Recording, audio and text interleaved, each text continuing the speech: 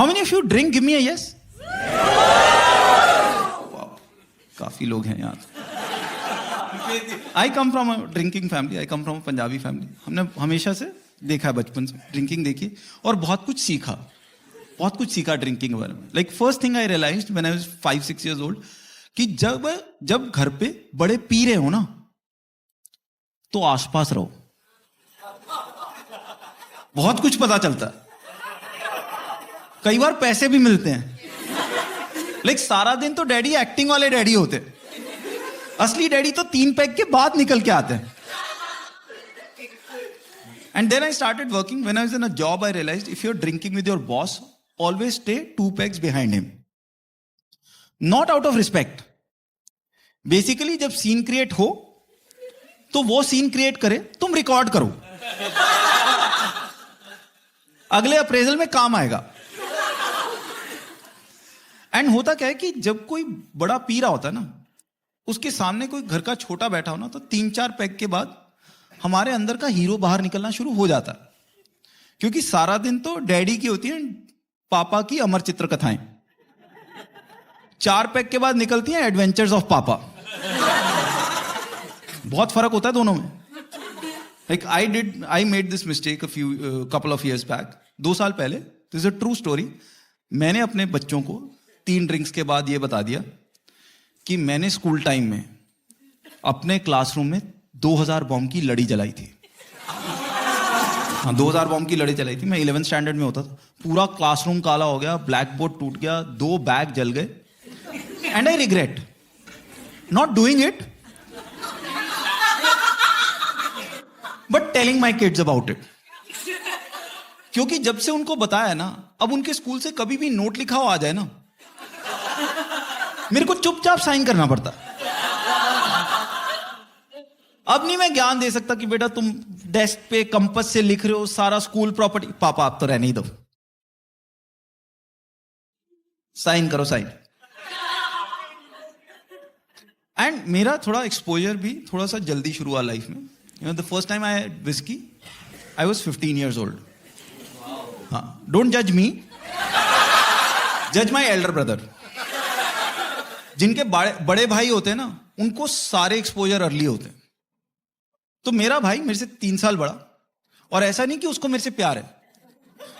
वो बेसिकली ये सब इसलिए करवाते कि कल को पकड़ा जाऊं तो अकेले को मारना पड़े. So I remember I was 15, my brother was 18. One day he came to me and he's like, "Whiskey पिएगा?" मैं हाँ पिला दे. डैडी जाएंगे, डैडी की विस्की निकाल के पिलाता हूं. मैं ठीक है, रेडी रहियो.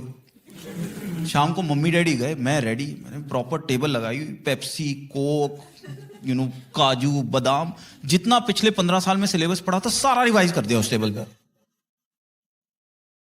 मेरा भाई आया, रेडी है? हाँ. आराम आराम से पियो. मैं तू डाल तो सही. उसने डैडी की बोतल निकाली, उसमें से टोटल 1 ढक्कन विस्की का लिया, दोनों ग्लासेस में आधा आधा डाला और ऊपर तक पेप्सी से भर दिया. अब उसमें थूक बराबर विस्की नहीं है, बट हम पी रहे हैं. अच्छा, और पहले कोई एक्सपीरियंस नहीं है तो हम इंजॉय भी पूरा कर रहे हैं. हम पूरी फील ले रहे हैं, कुछ तो हिल रहा है.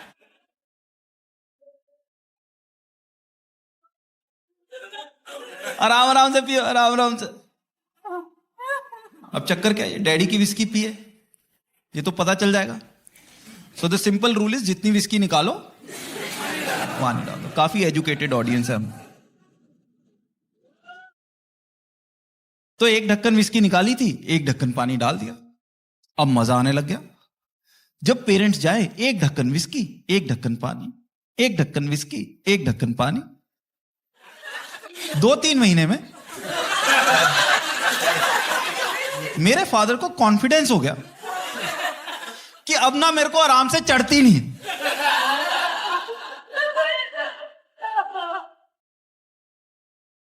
5-6 पैक तक पता भी नहीं चलता. On the rocks. On the rocks. ये नहीं पता कितने रॉक्स पिघले हुए हैं अंदर ऑलरेडी उसके।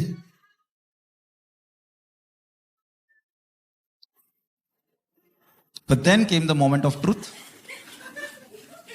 मेरे फादर के एक बड़े अच्छे दोस्त होते थे, सूर्य अंकल, और सूर्य अंकल के घर पार्टी। और आदमी लोगों में ना ये एक सेंस ऑफ अचीवमेंट होता है कि अब चढ़ती नहीं। तो मेरे फादर ने ऑलरेडी शोर मचाया हुआ है, सबको पता अब नहीं चढ़ती, 5-6 पैक तक पता भी नहीं चलता। अब उनके घर गए, मेरे फादर का ब्रांड आया, उन्होंने कहा डाल ऑन द रॉक्स। उन्होंने डाला, मेरे फादर ने सिप लिया, झटका लगा, बट अब बोल कुछ नहीं सकते क्योंकि हीरो बन चुके हैं ऑलरेडी। सो जितना शोर मचाया था उस हिसाब से मेरे फादर ने अगले 1.5 घंटे में 6 पैक निपटा दिए on the rocks. Now he was drunk and he was going to drive us back home. और हमारे पास होती थी मारुति 800 पुरानी वाली। पुरानी मारुति 800 याद है? सीट बेल्ट नहीं होती थी, वो छोटी, वो जो छींक मारो इकट्ठी हो जाती थी वो गाड़ी। आई रिमेंबर उसमें हम बैठे हैं, मम्मी डैडी मैं, मेरा भाई पीछे सीटें पकड़ के बैठे। And I am thinking there is nothing worse than your father drunk and driving. But then I realise there is one thing worse than your father drunk and driving, and that's your father's favourite song playing on the radio when he is drunk and driving. कभी अपना favourite गाना सुना 4 pack के बाद? आत्मा अलग level पे तृप्त हो रही होती है हमारी। लेकिन हम 4 पैक के बाद हम जगजीत सिंह सुनते हैं ना, हमारी गर्लफ्रेंड नहीं भी रही तब भी हमको लगता है छोड़ के चली गई यार।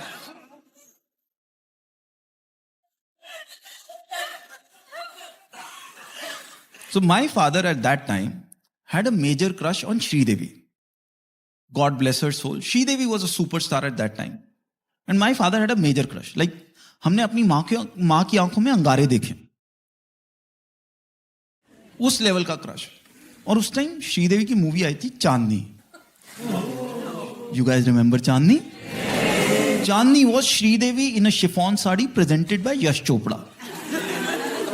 अब कार में रेडियो पे चांदनी का गाना चल गया, रंग भरे बादल में तेरे नैनों के काजल से मैंने इस दिल पे लिख दिया तेरा नाम।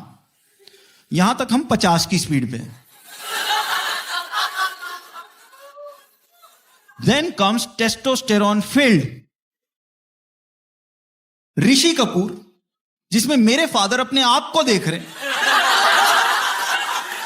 Rishi Kapoor comes and he's like चांदनी। हम 50 से 70। ऋषि कपूर दोबारा आ गया, चांदनी। हम 70 से 90। एक पैराग्राफ में ऋषि कपूर 3 बार आ गया। हमने कहा अब तो चुप कर जा, अब तो हमारा स्पीडोमीटर भी खत्म हो गया मारुति 800 का।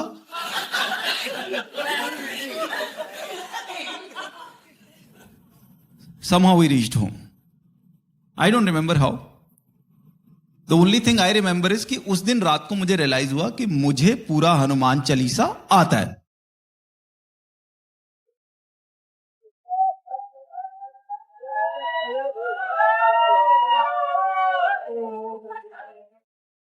घर पहुंचे, पेरेंट्स सो गए। मैं अपने भाई को बोला, मैं कहा यार बता दे, तो मरेंगे हम कल सुबह। मेरा भाई बेशरम कहता नहीं सो जा कुछ नहीं होता। सुबह उठे, जिस चीज का डर था वही हुआ। My father had a major hangover. हम सारे ड्राइंग रूम में बैठे, मम्मी डैडी मैं, मेरा भाई। हमें फादर का सर फट रहा है बुरी तरीके से। He is holding his head and he is mumbling, is like यार कल रात को पता नहीं क्या हुआ है। नॉर्मली तो 5-6 पैक तक पता भी नहीं चलता।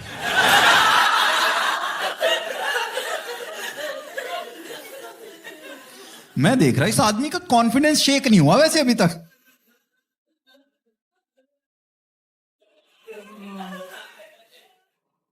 बट डर लग रहा, तो मैं अपने भाई को इशारा किया, मैंने कहा बता दे। माय ब्रदर लाइक रहने दे, निकल जाएंगे। तो अब जो छोटे भाई बहन होते हैं ना, हमारे पास जोर तो होता नहीं, हमारे पास एक ही हथियार होता है कि मैं मम्मी डैडी को बता दूंगा। तो मैंने अपने भाई को इशारा किया कि अगर तू नहीं बता रहा तो मैं बता रहा हूं। Finally my brother looked at me, कहता रहने दे यार मैं बताता हूं। Finally, my brother told my father, he's like, Daddy, एक बात बताऊं, मेरे को लग रहा है सूर्य अंकल ने मिक्स करके पिला दी कल रात को.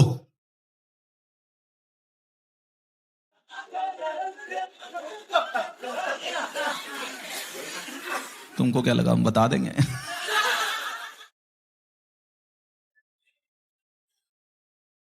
लकी बिकॉज उन्होंने बच्चे उस टाइम में पाले हैं जब पेरेंटिंग पे ना लिटरेचर अवेलेबल नहीं होता था. सही में कोई लिटरेचर, कोई तुमको सिखाता नहीं था कि ऐसे पालने बच्चे, ये नहीं करना. कोई नहीं, अपने हिसाब से पालो.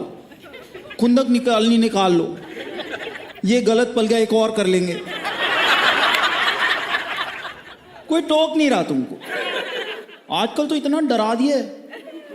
आजकल देखा पेरेंटिंग में कितना डरा देते. हर चीज में होता है कि बच्चे ने कुछ भी गलत किया तो गलती माँ बाप की. हर एक चीज में गलती माँ बाप की. I was reading some sayings some time back and there were things like if your child is lying it means you have been overreacting on his behavior at home. पढ़ी है किसी ने? राइट? सबने पढ़ी, बेचारे जिनके बच्चे सब डरे हो. बहुत सारी ऐसी थिंग्स कि if your child fights it means he has seen validation of violent behavior at home. हर चीज में गलती माँ बाप की.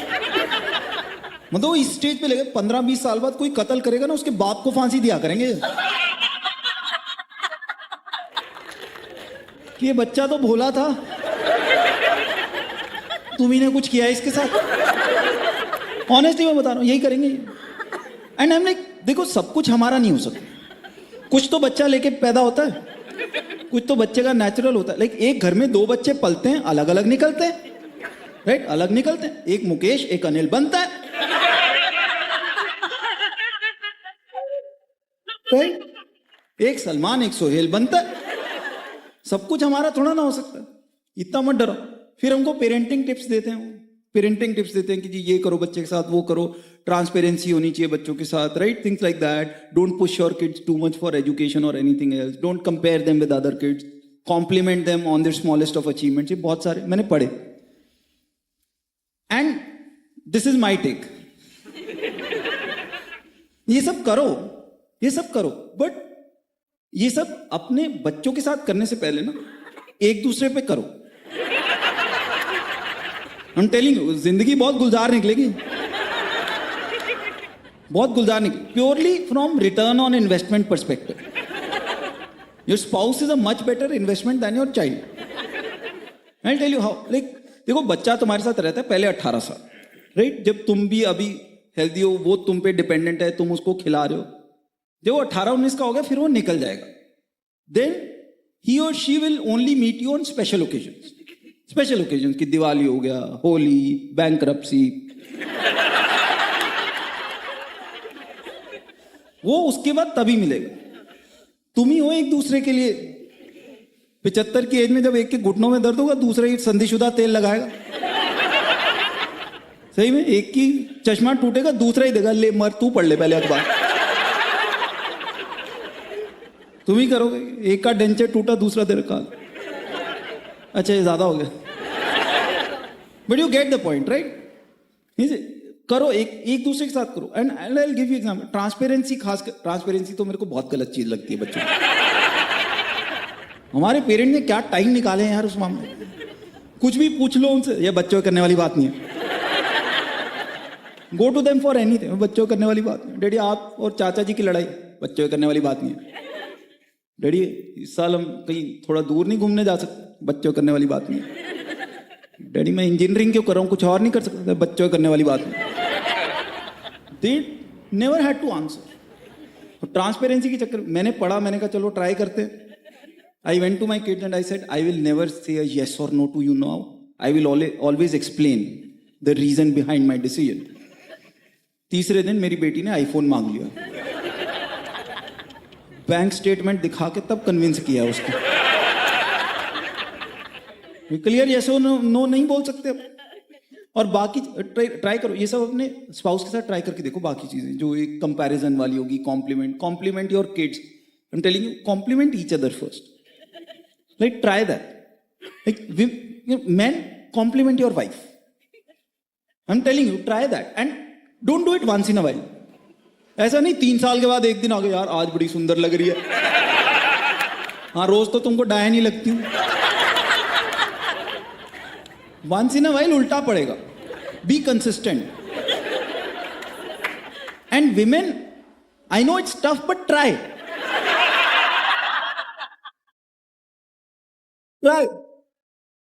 बच्चों को कॉम्प्लीमेंट कर रहे हैं कि बेटा कितना सुंदर लगा, एक बाइट खा ले, एक बाइट। वो एक बाइट नहीं खाता। पति को बोल के देखो आज कितने हैंडसम लग रहे हैं, रो पड़ेगा अगला। फ्रेश ब्रेकफास्ट की बाइट छोड़ो, 3 दिन पुराना घिया तोरी भी खाएगा। Don't compare your spouses. Men compare their wives with other people's wives. They do that all the time कि यार गुलशन की वाइफ की नेचर कितनी जॉली है यार। देखो गुलशन की वाइफ की नेचर भी वहीं पार्टी में जॉली थी जहां तुम भी बंदे बने हुए थे। घर पे सारे सेम है, हरकतें करोगे तो। एंड वो कंपैरिजन गलत तब ज्यादा गलत हो जाता है। You know when you get married, newly married, it's a real challenge. Because शादी होती मम्मी का राजा बेटा और पापा की प्रिंसेस। और ये पापा की प्रिंसेस वाला तो ऐसा हार्ट ब्रेकिंग है ना।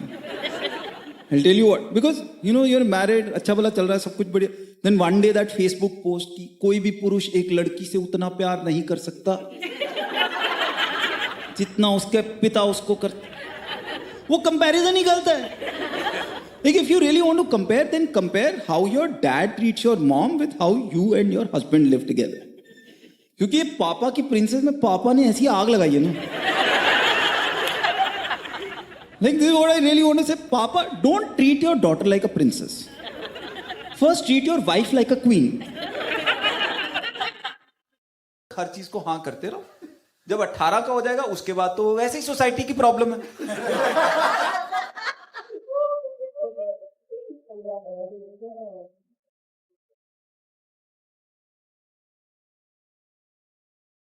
We have this way of handling our kids, you know.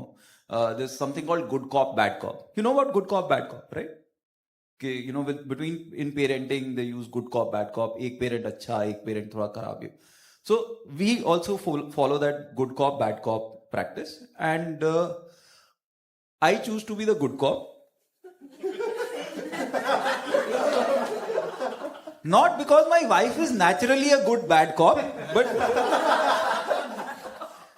but because, you know, honestly, good cop होना बहुत आसान है. That's why all fathers become good cop, because आलस. Right? It's easy to be good cop. कि बच्चा जब तक पैसे ज्यादा नहीं फूक रहा तब तक हर चीज को हाँ करते रहो. जब 18 का हो जाएगा उसके बाद तो वैसे ही सोसाइटी की प्रॉब्लम है.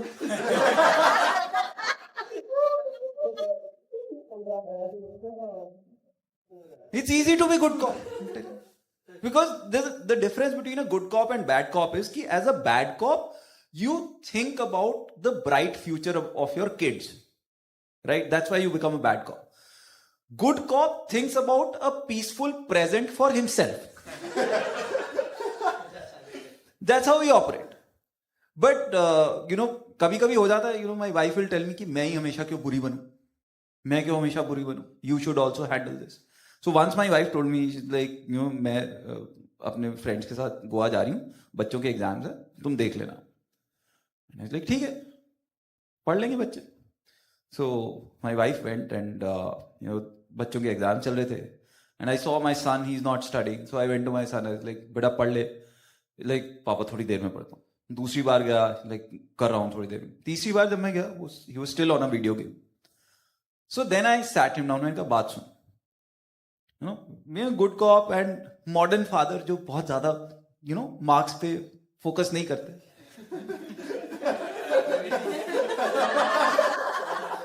राइट? वो वाला एक जोन है. तो मैं उसमें मैं कहा बात सुन, तेरा मन नहीं कर रहा पढ़ने को? कहता पापा अभी तो नहीं कर रहा. मैं फिर एक काम कर, इस बार बिना पढ़े जा, बिना पढ़े एग्जाम दे. अब वो डर गया. क्योंकि देखो, मतलब गुड कॉप एक बात है, बट ये तो ड्रीम कम ट्रू वाला कॉप हो गया.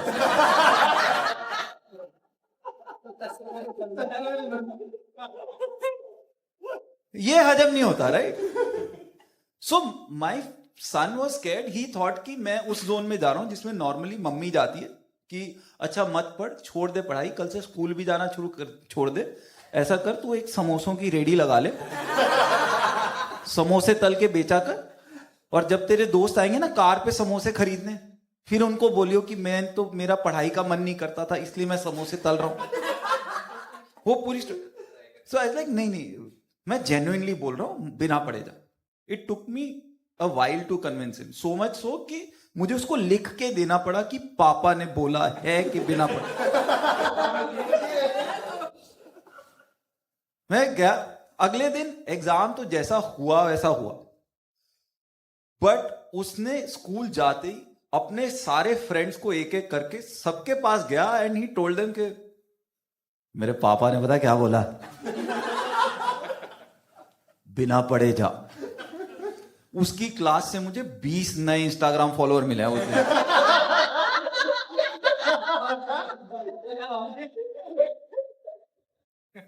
वो अलग बात है कि वो पेरेंट्स के व्हाट्सएप ग्रुप से उन्होंने मेरे को निकाल दिया उसके बाद. पापा, हाँ. आप जो है मेरे को बार बार वीडियोस में डालते रहते हो. मेरे हिसाब से मेरे को इसके पैसे मिलना चाहिए. पैसे चाहिए तेरे को? ठीक है, इस कैंपेन के जो आएंगे उसका 5% तेरे को दे दूंगा. I will send you the amount. तो तू 18% लगा के जीएसटी इनवॉइस रेज कर दियो. 7.5% मेरा टीडीएस कटेगा और 15% तूने फिर एजेंसी को भी देना, क्योंकि काम तो वो लेके आए थे. तो इन हैंड कितना आएगा? इन हैंड कैलकुलेट करने के लिए तो हाँ, समझ गया. पहले मैथ जरूरी है, अभी कैलकुलेट करके बताता.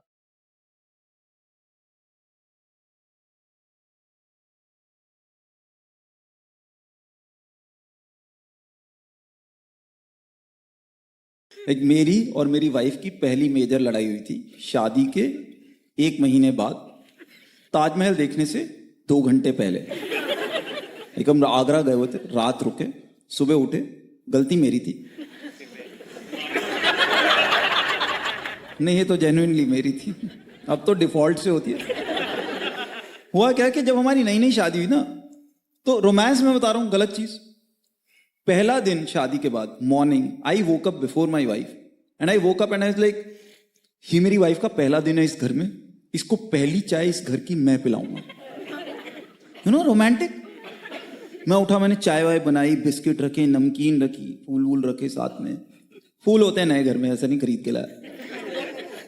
मैं लेके गया, मैं उसको दी. She took her first sip and she is like, ah क्या चाय बनाते हो यार तुम, अब तो मैं अपने हाथ की पी नहीं सकती. 16 साल हो गए उस बात.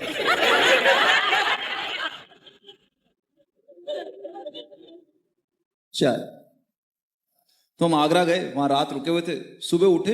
अब मैं पहले उठा, वाइफ सो रही थी, मैं गलती से अकेले की चाय बनाई और पी ली. टोल्ड यू, गलती मेरी. मेरी वाइफ उठी, लाइक यार चाय. यार सॉरी, मैं पी बैठा हूं, तेरे लिए बना देता हूं. कहती ना, मेरे को तो वही वाली चाहिए. मैं यार वो तो पॉसिबल नहीं. कहती करो. अरे मैं यार लॉजिकल बात करो. तुम तो रहने दो लॉजिक, तुम बात सुनो. तुम उस दिन 3 घंटे लेट आए, मैंने वेट करी, तुम्हारे वाला खाना खाया. तुम उस दिन 2 घंटे लेट आए, मैंने वेट करी.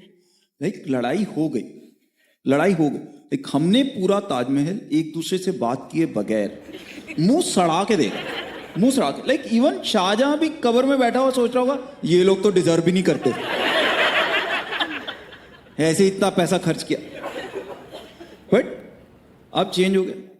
अब हो गए शादी को 16 साल. अब तो हमारा लड़ाई का टेम्पलेट है. अब तो टेम्पलेट है, हमको पता है 4 घंटे चलनी है. उसने ये बोलना, फिर मैंने ये बोलना, फिर उसने ये बोलना, मैंने ये बोलना. 15 मिनट लड़ाई चलेगी, फिर 4 घंटे बात नहीं करेंगे, फिर उसके बाद लंच का टाइम हो जाना. We come to that point. और है क्या कि लड़ाई होनी भी चाहिए, वंस इन अ वाइल होती रहनी चाहिए, काफी अच्छी होती घर के लिए. I tell you how. जब लड़ाई होती है ना, तो बेसिकली होता क्या है कि हम 15 मिनट पहले एक दूसरे को सुनाते हैं कि कि तूने ये गलत किया, तुमने ये गलत किया, हम नुक्स गिनाते हैं। उसके बाद हम 4 घंटे बात नहीं करते। पर देखो 4 घंटे ना, अब हम पे प्रेशर है कि हम दूसरे जने को और पॉइंट्स ना दें। So we are at our best behaviour now. दोनों अपने बेस्ट बिहेवियर, इस चक्कर में घर साफ हो जाता है क्योंकि दोनों तमीज लगे हुए, कोई तौलिया नीचे नहीं पड़ा, कोई जुराबे बाहर नहीं है, फ्रिज में बोतलें लगी, बच्चे भी डरे डरे सब कुछ कर रहे हैं कि ये कभी भी फट पड़ेंगे, अपना आराम से काम करते रहो।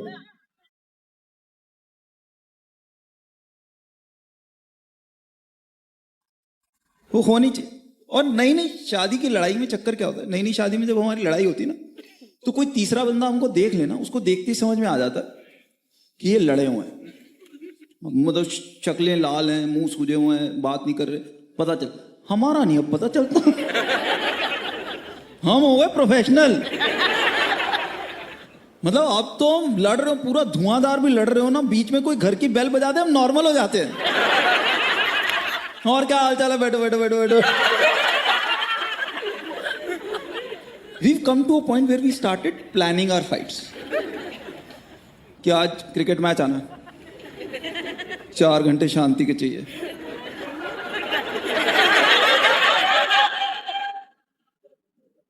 चाय अकेले की बना लेता हूं। One more thing change. Like when you're newly married, the 3 magic words are I love you. Now our 3 magic words are I told you. जितना मजा आता है ना अपने पार्टनर को बताने में कि देख मैंने तो तेरे को कहा था, तुझे सुननी थोड़ा ना होती है, किसी चीज में नहीं।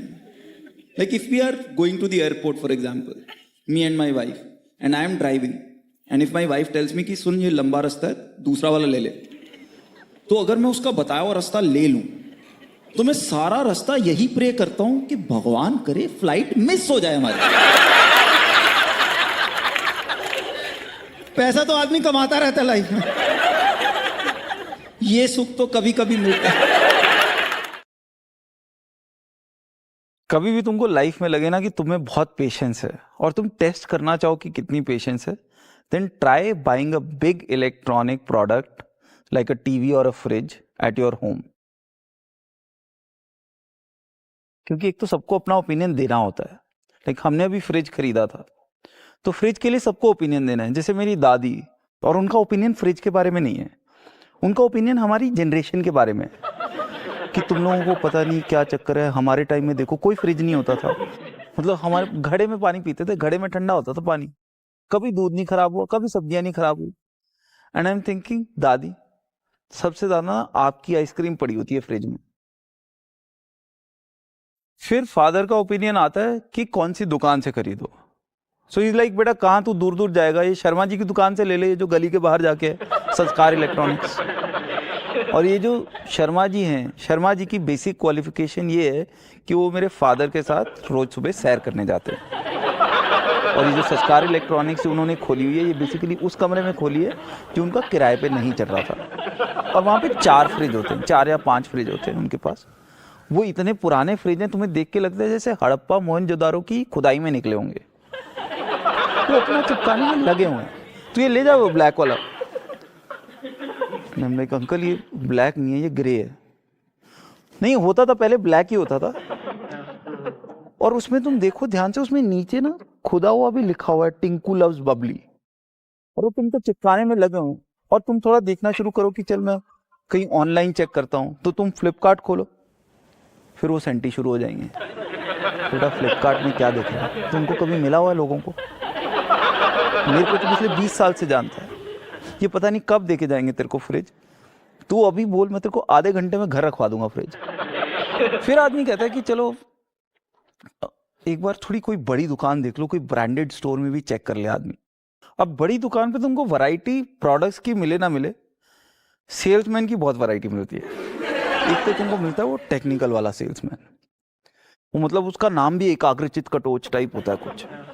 वो तुमको ऐसे ऐसे फीचर बताएगा, तुमको लगता है एग्जिस्ट ही नहीं करते होंगे। वो आके तुमको बता रहा होगा सर इसके अंदर ना एक माइक्रोचिप लगा हुआ है, और ये जो है ना ये सेंस करता है कि अभी कंडेंसेशन लेवल कितना है रेफ्रिजरेटर का, और उस हिसाब से वो रियल टाइम बेसिस पे टेम्परेचर चेंज करता रहता है। तुम उसकी बात सुन रहे होते हो और सोच रहे होते हो कि यार तू इसरो में जाके सैटेलाइट क्यों नहीं बनाता? मतलब तूने पीएचडी करी क्या है रेफ्रिजरेटर में? क्योंकि तुम तो खुद को थोड़ा सा ना डिप्रेशन होना शुरू हो जाता है कि यार मुझे तो पता ही नहीं है मैं खरीदने क्या आया हूँ, 2 दिन रुक मैं पढ़ के आता हूँ।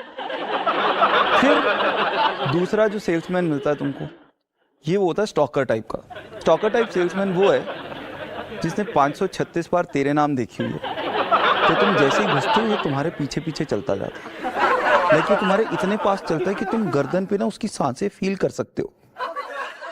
कि आदमी को लगता है कि 1-1.5 सेंटीमीटर और पास आ गया ना तो मैं इसके साथ काटे नहीं कटते दिन ये रात वाले गाने पे डांस कर सकता हूँ। मतलब मैं इसके साथ टाइटैनिक का पोज बना सकता हूँ। मतलब अगर ये थोड़ा सा और पास आ जाए तो मेरी वाइफ को शायद शक हो जाए कि मेरी चॉइसेस तो नहीं बदल गई लाइफ में। फिर एक और ऑप्शन होती है तुम्हारे पास, एक बड़ी दुकान पे जाते हो जहां का दुकानदार दुखी है, वो ओनर है पर वो दुखी दुकानदार है। लाइक वो बेसिकली उसके साथ क्या हुआ है कि जो वो करना चाहता था उसको शायद लाइफ में किसी ने करने नहीं दिया, तो उसके आगे बढ़ा ही नहीं। लाइक उसने कस्टमर एज गॉड वाली किताब ही नहीं पढ़ी हुई। तुम अंदर घुसते हो तुम्हें अटेंड नहीं करता क्योंकि उसके साथ गलत हो चुका है।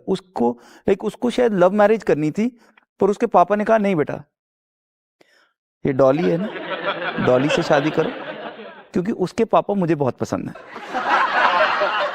फिर शायद वो दुकान पे नहीं बैठना चाहता था, शायद उसका कुछ पैशन था लाइफ में, वो सिंगर बनना चाहता था, फोटोग्राफर बनना चाहता था, पर फिर उसके पापा ने कहा ना बेटा ये पप्पू इलेक्ट्रॉनिक्स किस लिए खोली है हमने, यहां बैठ। तो जब तुम जाते हो तुम अंदर घुसते हो, भैया फ्रिज वो पड़े हुए 5-6 फीचर्स, ये ब्रोशर पड़े हुए हैं, लाइक वो तुमको कुछ भी दिखाने को तैयार नहीं है। उसका बेसिकली पर्पस ये है कि देखो मेरे को लाइफ में वो नहीं मिला जो मैं चाहता था, तो मैं तेरे को ऐसा क्यों दूं जो तुझे चाहिए। पर ऑनेस्टली 100 बात की एक बात, हर एक चीज की एक स्पेसिफिक जगह होती है। जैसे अगर तुमको खाना अच्छा खाना तो आंख बंद करके अपनी माँ के पास चले जाओ, खाना हमेशा परफेक्ट मिलेगा। अगर तुमको थोड़े उदास हो रहे हो, थोड़ी एंटरटेनमेंट चाहिए, थोड़ा हंसना है, तो मेरे चैनल पे आके ट्राई करो, थोड़ा तो फर्क पड़ेगा। और इसी तरीके से अगर तुमको कुछ बड़ा इलेक्ट्रॉनिक आइटम खरीदना है तो इधर उधर भागने की क्या जरूरत है, फ्लिपकार्ट पे जाओ ना, वहां पे तुम्हारे प्रोडक्ट वीडियोस हैं, बाइंग गाइड्स हैं, उसके बाद कस्टमर रिव्यूज तक हैं, सब कुछ देख दाख के खरीदो। ऐसा नहीं कि कोई तुमको वहां कुछ चिपका रहा है सामान या कुछ और गलत बेचने की कोशिश कर रहा है। शांति से अपने हिसाब से अपना सामान खरीदो। परफेक्ट अप्लायंस खरीदने का परफेक्ट तरीका Flipkart.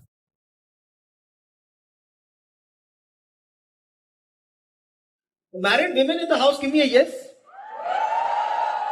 Let me give out a secret about married men to you guys today. I like the silence in the room now.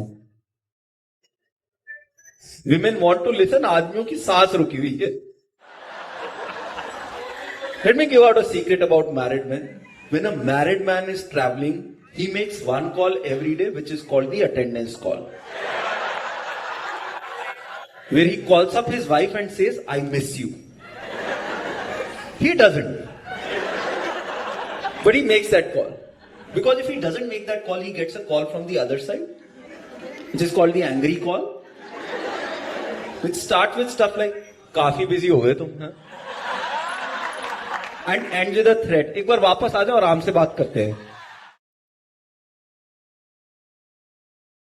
And you can't even say that I'll not pick her call. Because if you don't pick her call, suddenly in her mind, pictures of you dancing, drinking, ending up with a girl looking like Deepika Padukone start playing around. And somehow all women overestimate their man's capabilities. You end up with a girl looking like Deepika Padukone. हमारी औकात नहीं है.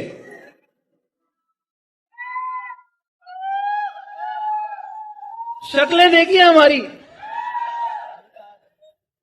But we pick that call. It's very interesting how we pick that call. We could be sitting with our friends after an entire day of work, having a drink. यार एक bag तो और ले, एक बैग तो और ले. and then the phone rings. यार मैं आया 1 मिनट. हाँ मोना. हाँ जस्ट अभी कॉन्फ्रेंस खत्म हुई थी, कमरे में ही जा रहा था खाना खाने. खाना खा के फोन करूं? अच्छा bye. We never sound like we are enjoying ourselves. We could be in the middle of Las Vegas. But when that call comes and she's asking, so Las Vegas must be having fun? हाँ ठीक है.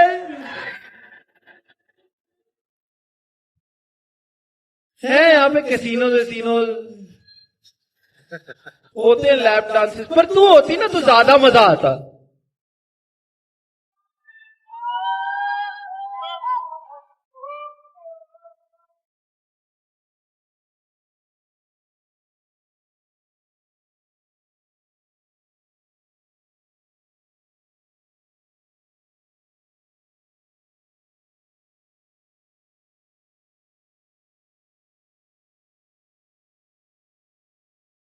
एक सवाल कभी मत पूछो एक आदमी से कि तुमको मेरे में क्या अच्छा लगता है.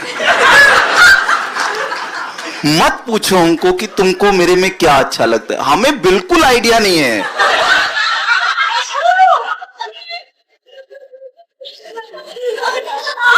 कोई आइडिया नहीं है हमको. And it's so tough when your wife is asking you why do you love me and she is insisting बताओ ना क्या अच्छा लगता है. And before I move further, let me give you the context of this question. इस question का source है गुलजार साहब. क्यों है क्या कि गुलजार साहब ने किसी पिक्चर के डायलॉग लिखे जो अमिताभ बच्चन या शाहरुख खान ने बोले और आपकी वाइफ ने देखे और शाम को आपसे वही एक्सपेक्टेशन है. और प्रॉब्लम क्या है, गुलजार साहब किसी भी चीज को रोमांटिक बना सकते हैं यार. Like Guldar, he's talented. Like he's supposed to write. Like he can make anything sound romantic. He could write about के याद है मुझे आज भी वो तुम्हारी MA इकोनॉमिक्स की क्लास जिसमें तुम शिद्दत से बैठी उन पतली पेंसिल जैसी तीखी अपनी उंगलियों से अपने नाक को कुरेदा करती थी.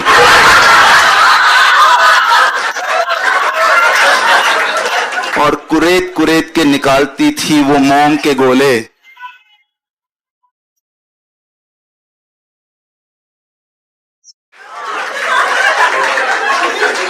वो काले मूंग के गोले आज भी तीसरी बेंच के नीचे चिपके तुम्हारा इंतजार कर रहे हैं.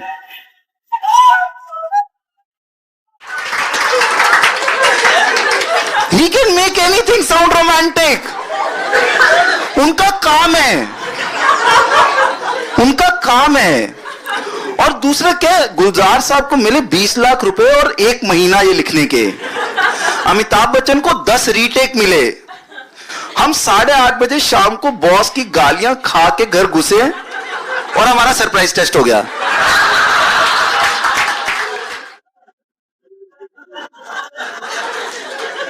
तुम ओवर एस्टिमेट नहीं कर रहे हमको ज्यादा.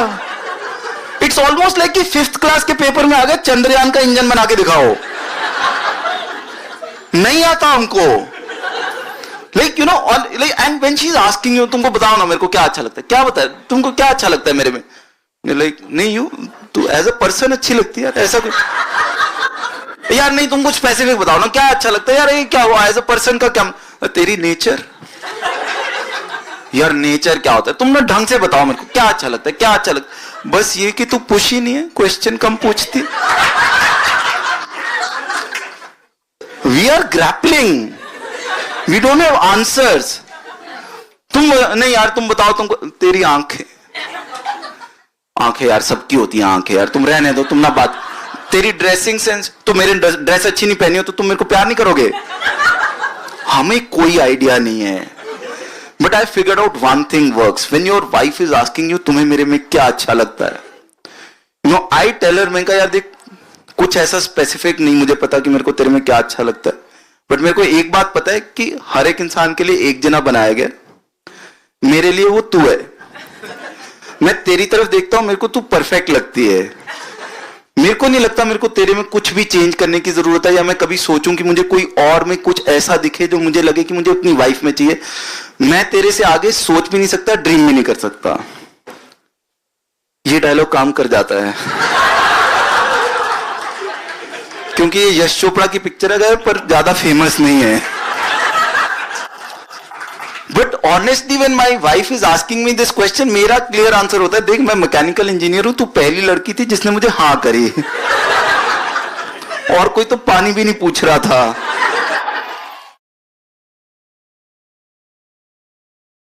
I looked at him and I said, I don't hate waiting at airports because I remember waiting at railway stations.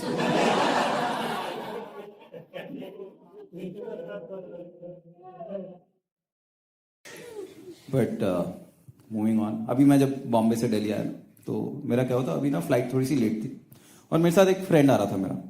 तो हम एयरपोर्ट पहुंचे, हम सामान चेक इन कर रहे हैं, वो काउंटर पे थे and they said sorry sir the flight is delayed by half an hour. और मेरा दोस्त ना वो उनमें से है, जैसे जैसे ये मेरी एक थ्योरी है कि दुनिया में ना हर कोई रोता हुआ पैदा हुआ था, कुछ लोग चुप होना भूल गए।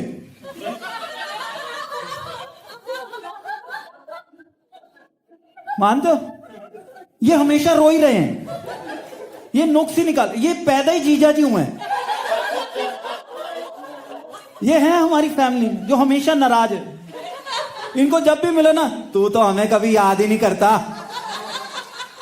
फिर तुम फोन कर लो कि अगला बुरा ना मान जाए, तुम फोन करो, आ गई याद हमारी तेरे को। ये रो ही रहे हैं हमेशा। सो मेरा दोस्त सेम कैटेगरी, वो आधा घंटा फ्लाइट लेट है, शुरू हो गया, कहता यार ये बड़े अनप्रोफेशनल है, I hate waiting at airports, I hate waiting at airports. मेरी तरफ देख रहा कि शायद मैं अग्री करूंगा। I looked at him and I said, I don't hate waiting at airports because I remember waiting eight railway station.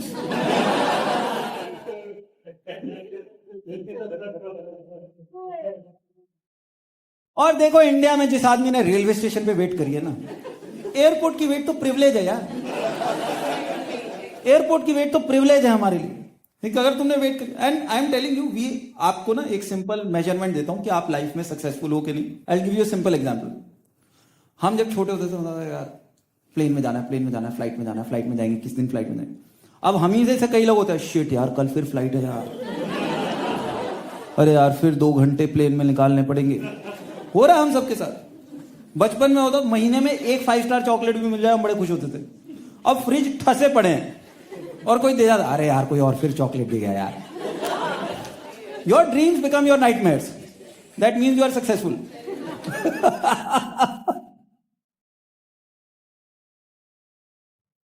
मैं I am also available as a motivational speaker. नहीं, but coming back to the point, it's a privilege, right? It's a privilege. I think it's a privilege. Like मैं 25 साल पहले life में train से गया, नया नया मैं फ्लाइट में जाना शुरू करा, मैं प्रे करता था भगवान से कि हे भगवान फ्लाइट 2 घंटे लेट हो जाए, एयरपोर्ट एंजॉय करेंगे, एयरपोर्ट एंजॉय करें। अब नहीं करता क्योंकि अब मेरी शादी हो गई और एयरपोर्ट पे दुकानें खुल गई। हाँ सही में उसका थोड़ा टेरर रहता है, उतने की टिकट नहीं होती जितने की शॉपिंग हो जाती है। बट पहले मैं पे करता था। It's a complaint of privilege. I will tell you why. बाहर टेम्परेचर चाहे 45 है चाहे 0 है, एयरपोर्ट के अंदर हमेशा 23 डिग्री है, एसी चल रहा है, जिंदगी चिल है। रेलवे स्टेशन पे अगर बाहर 45 है तो रेलवे स्टेशन में 50 होगा,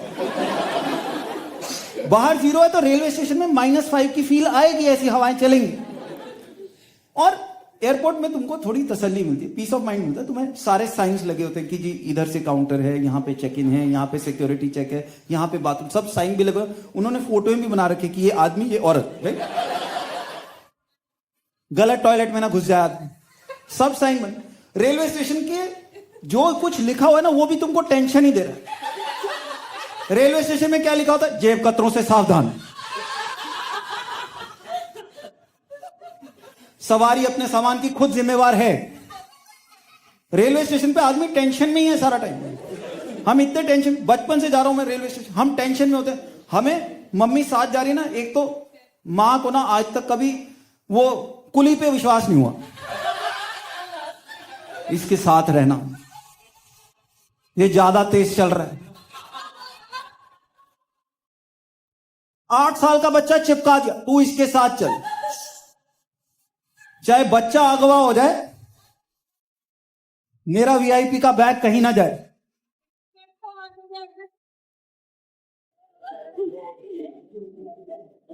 मैं बता रहा हूं, टेंशन दे रहे हैं रेलवे स्टेशन पे इतने सामान के आप खुद जिम्मेवार हैं।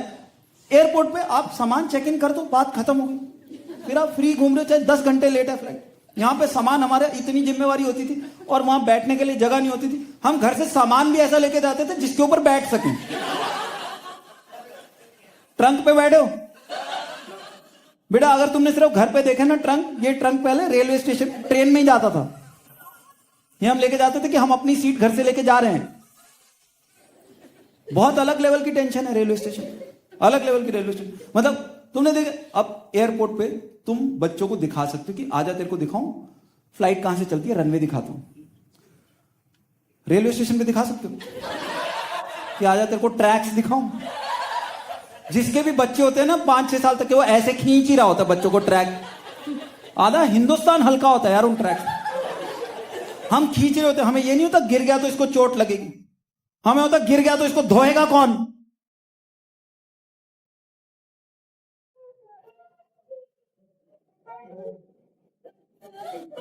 फिर कई लोग कंप्लेंट करते हैं एरोप्लेन के बारे में कि यार उसका टॉयलेट देखा कितना छोटा होता है, ऐसे ऐसे करके घुसना पड़ता है, बैठने की जगह नहीं होती छोटी। अरे कम से कम प्लेन का टॉयलेट टर्बुलेंस के टाइम बंद हो जाता है। ट्रेन के टॉयलेट में हमेशा टर्बुलेंस है, ट्रेन के टॉयलेट में हमेशा टर्बुलेंस है। मतलब 6-7 साल तक के बच्चे को तो हम हाथ पकड़ के करवाते, झटका लगे नीचे ही ना निकल जाए।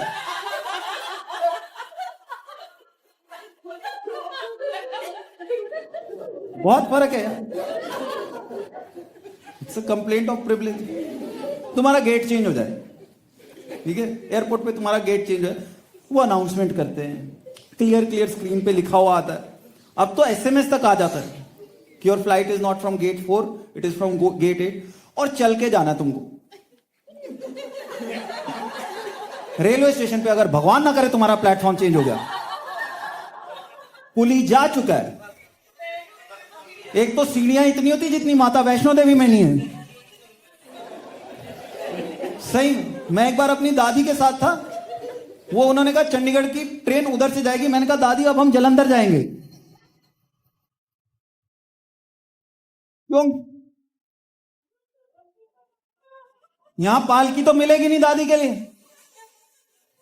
सही में, और उसमें बता देते हैं राइट, तुमको बता देते हैं कि जी चेंज हो रहा है, गेट चेंज हो गया। यहां अनाउंसमेंट होती है पर पता नहीं इनके अनाउंसर गंदे हैं कि पता नहीं स्पीकर खराब है। हर आवाज ऐसे लगता है जैसे मीका को जुकाम और जुलाब इकट्ठा हो रखा हो। रेलवे स्टेशन की अनाउंसमेंट सुनिए, अनाउंसमेंट सुनिए। यात्रीगण कृपया ध्यान दें,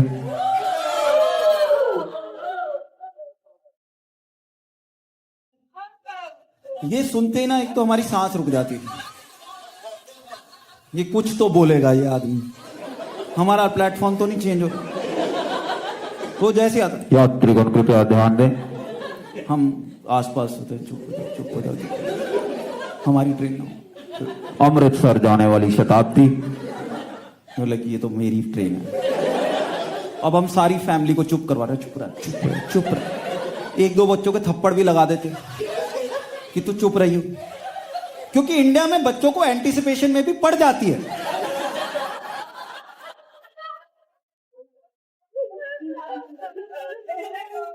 कि तू कुछ कर सकता है। हम सबको चुप करा देंगे। अमृतसर जाने वाली शताब्दी प्लेटफॉर्म नंबर चाय चाय चाय पे आएगी। वो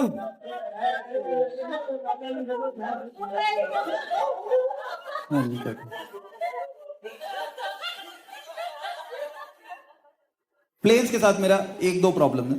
एक प्रॉब्लम ऑनेस्टली प्रॉब्लम भी नहीं है, वो मेरा इशू है, वो बचपन का एक तरीके से समझ लो डर बैठा हुआ। मैं ना प्लेन के टॉयलेट में इतने साल हो गए, 20 साल से ट्रैवल कर रहा हूं, मैं ना प्लेन के टॉयलेट में कभी भी बैठ के फ्लश नहीं कर पाता। अरे यार पता क्या, मैं पहली बार जब फ्लश किया, वो आवाज ऐसी आती ना वैक्यूम वाली,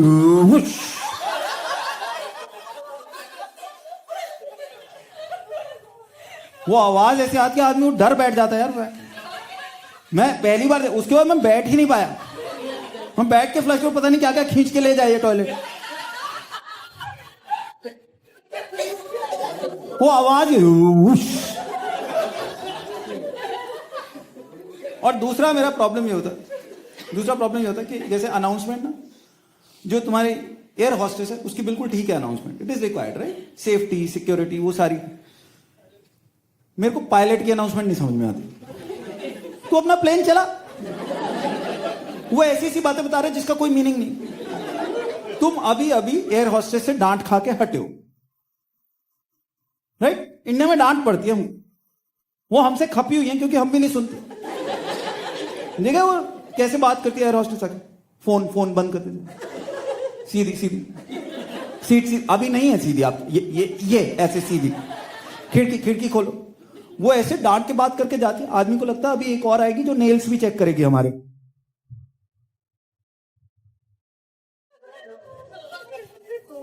उससे डांट खा के हटते हैं, आदमी सेटल हो जाता है, आदमी बैठा है, प्लेन टेक ऑफ करके आदमी कहता है अब सोऊंगा। जैसे सो लोग, good evening ladies and gentleman. तू क्यों बोला we will reach Mumbai in 2 hours? वो तो टिकट पे लिखा हुआ था। तेरा वैल्यू एड क्या है इसमें?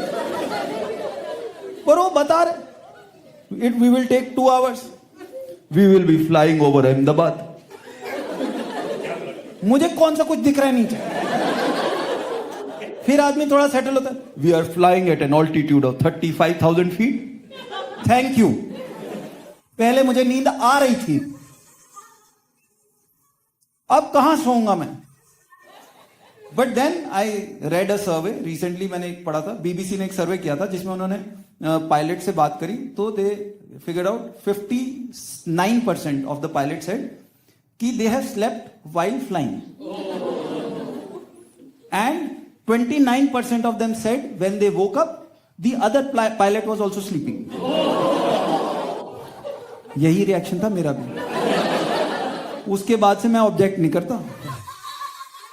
अब तो 15 मिनट पायलट कुछ ना बोले तो मुझे धुक हो जाती है। मैं एयर होस्टेस को घंटी मार के बुलाता हूं, उनको पूछो तो सही बाहर का टेम्परेचर कितना है।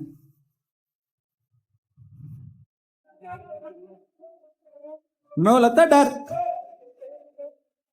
पर उसका रीजन क्या है कि ये लोग, एक तो क्या हो गया कि अब जब प्लेन चलता है ना, ज्यादातर काम कंप्यूटर करता है। तो मैं किसी से बात कराता हूं, कहते हैं टेक ऑफ और लैंडिंग पायलट करवाते हैं, बाकी ज्यादातर चीजें कंप्यूटर हैंडल कर लेता है। खास करके इंटरनेशनल फ्लाइट्स में तुमने डाल दिया रूट, वो चलता जाए। Then I understand their problem. क्योंकि है क्या कि अब उसको जागना है, करने को कुछ है नहीं। इनफैक्ट 1-2 बार ये भी पीछे आया न्यूज की, उन्होंने चेक करा पायलट्स का अल्कोहल लेवल, तो 2-3 बार निकला कि उन्होंने पी रखी थी। वो पढ़ा था, वो अखबार में आया था कुछ टाइम पहले। विच आई अंडरस्टैंड कि अगर मेरा भी जॉब डिस्क्रिप्शन ये होगा कि तूने बस बैठ के 6 घंटे खिड़की से बाहर देखना है, 2 पैक तो मैं भी लगाऊंगा। एंड आई एम लाइक, अगर इनके पास टाइम है और इनको जगा के रखना है तो इनको कुछ काम दे दो, राइट? डिस्ट्रैक्टेड रखो यार, इनको सॉफ्टवेयर सिखा दो बनाना। ऊपर इंटरनेट चलता है, टेक ऑफ करो, उसके बाद बनाओ अपनी वेबसाइट। या थोड़ा कस्टमर केयर का भेज दो यार ऊपर, राइट? नीचे तो कोई फोन उठा नहीं रहा, कुछ कॉल तो ऊपर डाइवर्ट कर दो। ऊपर फोन चलता है, टेक ऑफ कर, फिर लो कस्टमर कॉल। लोग फोन करके पूछ रहे कि ये फ्लाइट हैदराबाद कितने बजे पहुंचेगी, वो कह रहे 11 बजे पहुंचेगी।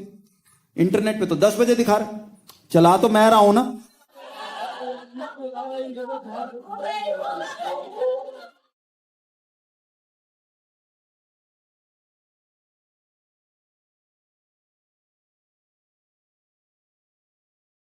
और कोरोना ने बहुत लाइफ चेंज करी हमारी। एक तो इंडिया में रह के अमेरिका रहने का मजा आया, क्योंकि मेड्स चली गई। सही में हमारे यहाँ तो चली गई मेड्स, सब बंद हो गई। बॉम्बे में रहता हूँ, मेड बंद हो गई। बहुत चक्कर, लाइक मैंने सारा कुछ किया। लाइक मुझे पहले लगता था कि मेरी वाइफ ना मेड को कुछ फालतू की इंपॉर्टेंस देती है। लॉकडाउन में पता चला बिल्कुल ठीक देती है इंपॉर्टेंस। मैं सारे काम किए, 3-4 महीने वेट किए, सारे काम किए, झाड़ू पोछा सारा कुछ। और मतलब मुझे कभी कभी डर लगता था कि कल को मेड जिस दिन वापस आए ना, मैं खुशी के मारे उसे गले ही ना लगा लूं। बहुत कंट्रोल। एंड वहां तक ठीक था, चलो काम वाम किया, दैट्स ओके, झाड़ू पोछा सब कुछ किया। प्रॉब्लम तब हुई जब मेरी वाइफ को मेरा किया हुआ काम पसंद आने लगे।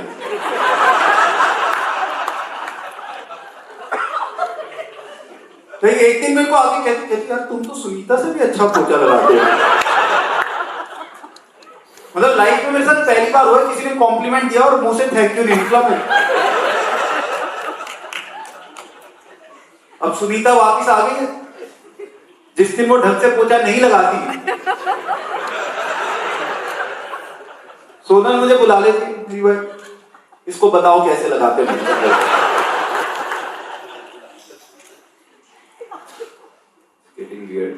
और कई चीजें मतलब बहुत चीजें मतलब सॉर्ट आउट हुई लाइफ में ना, कई चीजों की क्लैरिटी आई। जैसे एक ना हमारे हमेशा वो क्वेश्चन चलता था हस्बैंड वाइफ में ट्रस्ट कौन किसको ज्यादा करता है। अब मुझे क्लियर हो गया कि जितना हस्बैंड अपने वाइफ को ट्रस्ट करते हैं ना, कोई वाइफ अपने हस्बैंड को नहीं करती। I tell you how. मैं जितने आदमियों को जानता हूं ना, उनमें से 90% ऐसे हैं जिन्होंने लॉकडाउन में अपनी वाइफ से बाल कटवाए हैं, और मैं एक भी वाइफ को नहीं जानता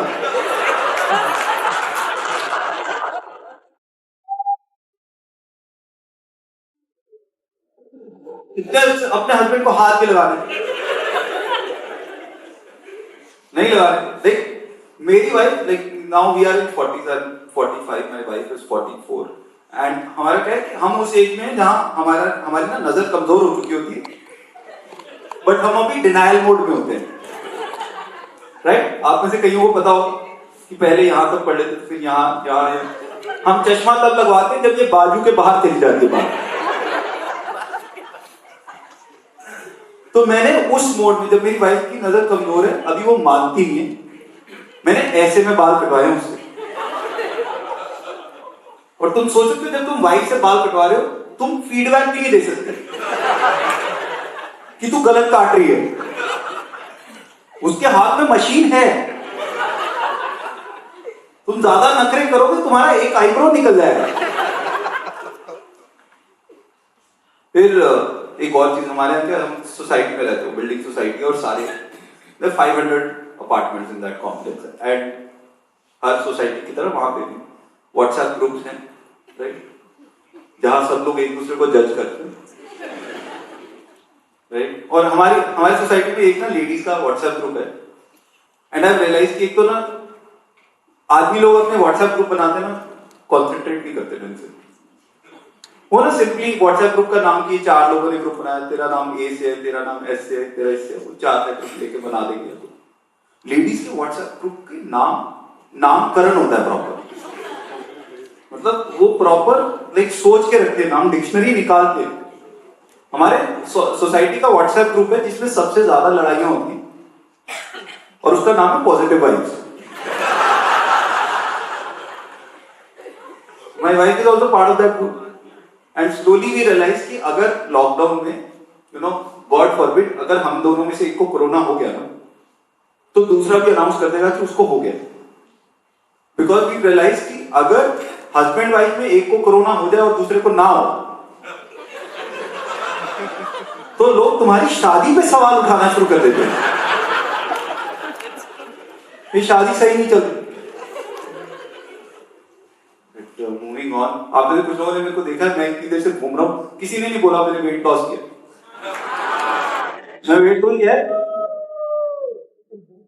हमारी यही सबसे बड़ी अचीवमेंट है, मतलब सबसे बड़ी, इंडिया में सबसे बड़ी अचीवमेंट होती वेट लॉस। लोग इतनी इज्जत देते हैं, लोगों को लगता है कि जिसका वेट लूज हो रहा है उसका आईक्यू बढ़ रहा है अलग। और मैं जब से वेट लूज हुआ है, मैं लोगों को मिलता हूं, मैं घूरता रहता हूं जब तक वो ना बोले। एंड मेरा कोई ऐसा प्लान नहीं था वेट लूज करने का, मेरा ऐसा प्लान नहीं था, इट्स जस्ट कि मेरी वाइफ मेरे पीछे पड़ गई। एक तो उसने वेट इतना लूज किया, उसने शी लॉस्ट लाइक 17-18 kgs। हाँ, तो मेरे पे प्रेशर आ गया, लाइक इससे पहले कि लोगों को लगे कि मेरी 2 बेटियां हैं, I need to lose weight. और फिर वो मुझे स्पेशली मूवी देखने लेके गई, War, last year Hrithik Roshan की मूवी आई, वो हम गए थिएटर में देखने। मैंने अपना वो पीवीआर में गए थे, तो मैंने अपना पिज्जा ऑर्डर करा, साथ में समोसे वमोसे ऑर्डर करे। इधर पिज्जा आया, उधर स्क्रीन पे ऋतिक रोशन आ गया। पहली बार लाइफ में शर्म आई है यार पिज्जा खाकर। यार 47 की एज में इतना फिट थोड़ा ना लगना होता आदमी। एंड फिर मेरी वाइफ वो मुझे बार बार फोन किया, उसको देख तुमसे बड़ा है ये। मेरे भी मुंह से निकल गया, मैंने कहा उसका डाइवोर्स हो रखा है।